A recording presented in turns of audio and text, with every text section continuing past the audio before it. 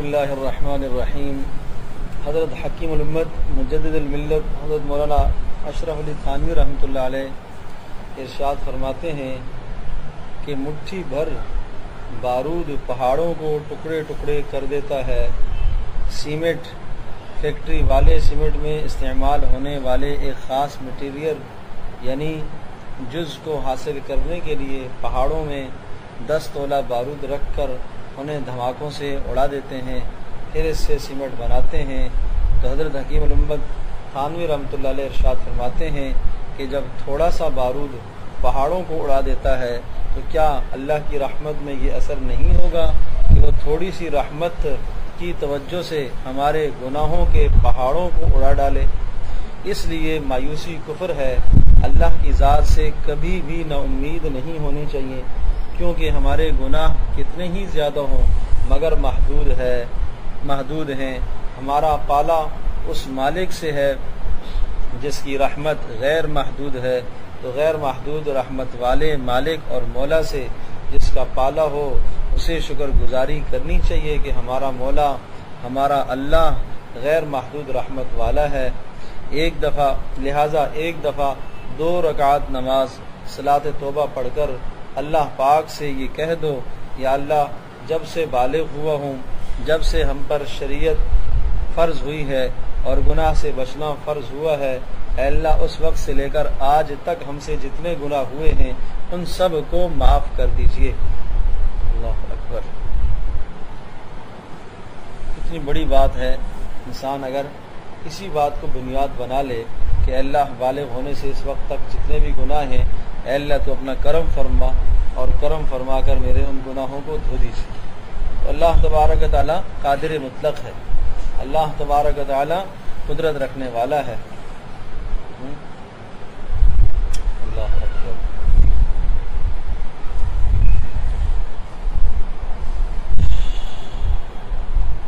گناہوں سے معافی مانگنے کا طریقہ آپ بتلائیے کہ ہم لوگ اللہ تعالیٰ کو یاد کرنے کے لیے پیدا ہوئے ہیں یا گناہوں کو یاد کرنے کے لیے پیدا ہوئے ہیں؟ لہذا توبہ کرنے کے بعد اب گناہوں کی یاد کرنا سخت نادانی ہے۔ بس 2 رکعت نماز توبہ پڑھ کر اللہ سے استغفار کر لیا، اور چاہے تو روزانہ 2 رکعت نماز توبہ پڑھ لے، عشاء کے فرض اور 2 سنت پڑھ کر وطر سے پہلے 2 رکعت صلاۃ توبہ اور صلاۃ حاجت کی نیت سے پڑھ لیں۔ صلاۃ توبہ کی نیت سے تو ساری زندگی کے گناہوں سے معافی مانگ لی، اور حاجت کی نیت سے اللہ پاک سے اپنی تمام جائز حاجات مانگ لی، اللہ پاک کی محبت بھی مانگ لی، اصلاح نفس کی توفیق بھی مانگ لو، گناہ کے چھوڑنے کی توفیق بھی مانگ لو۔ اس سے بڑی حاجت کیا ہے کہ بندہ خود کو سنوارنے کے لیے، اللہ پاک کو راضی کرنے کے لیے رو رو کر یہ کہتا ہے، اے اللہ مجھے گناہ سے بچنے کی توفیق عطا فرما، مجھے زہر کھانے سے بچا، اپنے غضب اور قہر اور ناراضگی کے اعمال سے اے اللہ مجھے بچا لے، شدید کراہت اور نفرت ہے، اے اللہ مجھے ان تمام گناہوں سے بچا لے۔ اسی طرح سے اللہ تعالیٰ سے جسمانی تندرستی، صحت، مشکلات کے خاتمے کی بھی دعا کیجیے۔ صلاۃ حاجت کے بعد ایک دعا پڑھنا سنت ہے، بعض لوگوں کو یہ دعا یاد نہیں ہے، اور یہ دعا نبی پاک صلی اللہ تعالی علیہ وسلم کی مسنون جو دعائیں ملتی ہیں ان میں یہ دعا موجود ہے، وہ لا الہ الا اللہ الحلیم الکریم، سبحان اللہ رب العرش العظیم، والحمد للہ رب العالمین، اسألک اللہم انی اسألک موجبات رحمتک وعزائم مغفرتک والغنیمت من کل بر والسلامت من کل اسم، لا تدع لی ذنبا الا غفرتا ولا ہما الا فرجتا ولا حاجتا ہی لک رضا الا قضیتها یا ارحم الراحمین۔ یہ دعا کئی بار ہم نے بیانات میں اس کا مذاکرہ کیا، پرچہ بھی بٹا، امید ہے بہت سارے لوگوں نے یاد بھی کی ہوگی، اور یاد کرنی چاہیے بھائی۔ نبی علیہ السلام کی احادیث مبارکہ سے محبت اور عشق کا تعلق یہ ہے کہ یہ دعائیں یاد ہوں۔ اس کا پڑھنا سنت ہے۔ علامہ شامی نے ترمذی کی روایت نقل کی ہے کہ اگر صلاۃ الحاجت پڑھنے کے بعد یہ دعا نہیں پڑھی تو صلاۃ الحاجت نامکمل ہے۔ صلاۃ الحاجت پڑھنے کے بعد یہ دعا اگر نہ پڑھی تو صلاۃ الحاجت پھر نامکمل ہے۔ فائدہ نہیں ہوگا مکمل، لہٰذا اگر آپ اپنی حاجت کو اللہ سے لینا چاہتے ہیں تو مکمل صلاۃ الحاجت پڑھیں، یعنی 2 رکعت نماز حاجت ضرور پڑھا کریں، اور دعا مانگتے وقت، استغفار کرتے وقت چہرے پر ندامت کے آثار ہونے چاہیے۔ حدیث پاک میں آتا ہے ما من عبد یخرج من عینہ دموع ولو کان مثل رأس الذباب من خشیۃ اللہ الا حرم اللہ علی النار، کہ جس آدمی کی آنکھ سے ذرا سا بھی آنسو نکل آتا ہے، چاہے وہ مکھی کے سر کے برابر ہی کیوں نہ ہو، یہ اللہ کے خوف سے نکلا ہے تو اللہ پاک اس کو جہنم کی آگ پر حرام کر دیتا ہے۔ ملا علی قاری رحمۃ اللہ علیہ ارشاد فرماتے ہیں بعض حدیثوں میں لفظ دمع آیا ہے یعنی ایک آنسو، اور بعض حدیثوں میں دموع آیا ہے بہت سے آنسو، تو کم از کم 3 آنسو ہی رو لیا کریں۔ یہ بات محدثین نے ایک حدیث کی شرح میں لکھی ہے کہ اگر کوئی 3 قطرے آنسو بہا لے تو گویا وہ بہت رویا ہے۔ سبحان اللہ، کوئی 3 قطرے آنسو کے بہا لے تو وہ بہت رویا ہے، وہ بہت رویا ہے۔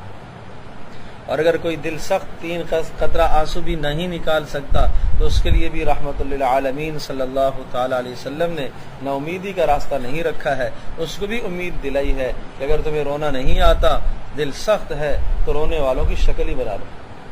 کتنی بڑی بات ہے۔ ابکو فإن لم تبکو فتباکو، ابن ماجہ کی روایت ہے جس کا معنی ہے کہ ابکو رویا کرو، اور فإن لم تبکو، اور اگر تمہیں رونا نہ آئے فتباکو، تو پھر کم از کم رونے کی شکل ہی بنا لیا کرو۔ اس حدیث سے معلوم ہوا کہ حضور صلی اللہ تعالی علیہ وسلم نے رونے والوں کی شکل بنانے والوں کو رونے والوں میں داخل فرمایا ہے، تو جو اللہ والوں کی شکل بنائے گا امید رکھو اللہ تعالیٰ اسے اللہ والوں میں شامل کرے گا۔ تو خلاصہ یہ ہوا، ایک بات تو یہ ارشاد فرمایا تھانوی رحمۃ اللہ علیہ کا ملفوظ ذکر فرمایا کہ مایوسی نہ اختیار کرو۔ کیا نہ اختیار کرو؟ مایوسی نہ۔ ارشاد فرمایا تھانوی رحمۃ اللہ علیہ کا ملفوظ ہے کہ ایک چھوٹا سا بارود پہاڑوں کو اڑا دیتا ہے، تو آپ یہ تصور کرو کہ اللہ پاک کی رحمت، میرے گناہ تو بہت محدود، اللہ پاک کی رحمت لامحدود، اے اللہ اس لامحدود رحمت کے ذریعے سے میرے گناہوں کے پہاڑوں کو تو اڑا دے۔ اس طرح سے اللہ پاک سے مانگو۔ دوسری بات یہ ارشاد فرمائی کہ روزانہ 2 رکعت نماز صلاۃ الحاجت پڑھا کرو، صلاۃ الحاجت بھی اور صلاۃ التوبہ بھی۔ عشاء کی نماز کے بعد 2 رکعت نماز نفل پڑھ لیے جائیں، انہی 2 نفلوں کے اندر نماز حاجت کی بھی نیت کریں اور نماز توبہ کی بھی نیت کریں۔ اور نماز حاجت توبہ کی نیت کریں کہ یا اللہ بالغ ہونے سے اس وقت تک جتنے گناہ ہیں اے اللہ اپنا کرم کر کے وہ گناہ معاف کر دیں۔ اور صلاۃ الحاجت کی یہ نیت کریں کہ یا اللہ آج کے بعد سے گناہوں سے بچنے کی توفیق بھی آپ ہی سے مانگتا ہوں، تجھے راضی کرنے کے لیے اے اللہ تجھ ہی سے توفیق مانگتا ہوں، تو مجھ سے راضی ہو۔ کتنی عجیب بات ہے، کتنی اہم بات ہے۔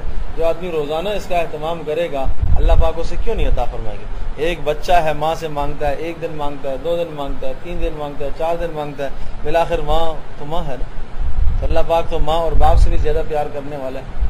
تو کون آدمی روزانہ پڑھے گا بھائی 2 رکعت نماز رات کو انشاءاللہ، ہیں جی، عشاء کی نماز کے بعد، فطروں کے بعد 2 رکعت نماز حاجت اور نماز توبہ سارے کریں گے نا انشاءاللہ۔ نماز حاجت کی بھی نیت کریں گے انشاءاللہ اور نماز توبہ کی بھی نیت کریں گے، ٹھیک ہے۔